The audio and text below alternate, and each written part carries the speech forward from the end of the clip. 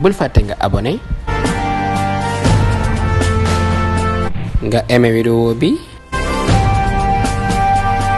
nga partagé ko ba ñépp jot ci abonné leen mooy tax ngeen mën a jot vidéo yi merci.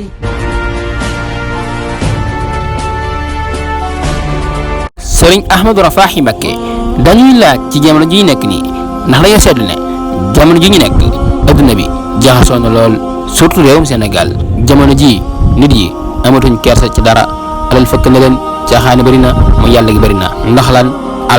alal moo leen jaral lenn li ñii di sàcc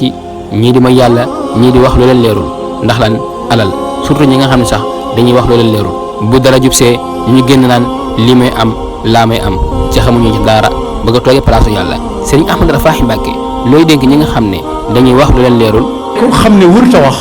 ci yenn yi daa war a noppi nee na ku ko def mucc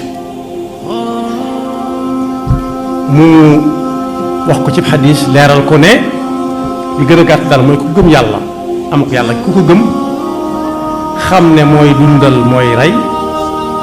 nii mu ñu fi indee ëllëg di ñu fi jële mën nañoo dekkal ëllëg dekkal ñun àtte ñu ku ko gëmee noonu xam ne bisub àtte ba ma ngi ca kanam nay wax lu baax te noppi waxuñu nag di wax lu rafet kese ngir raayal nit gannaawam wala lu ko neex kepp. te nga aimé vidéo bi partagé ko ak sa xarit yi. bu fekkee nag yaa ngi soog a seetaan suñuy vidéo xamal ni kat ci chaîne bi vidéo am solo rek la ñuy def kon abonné wul gaaw activé cloche bi comme ça vidéo bu ñu dugal rek da nga am si sa YouTube directement.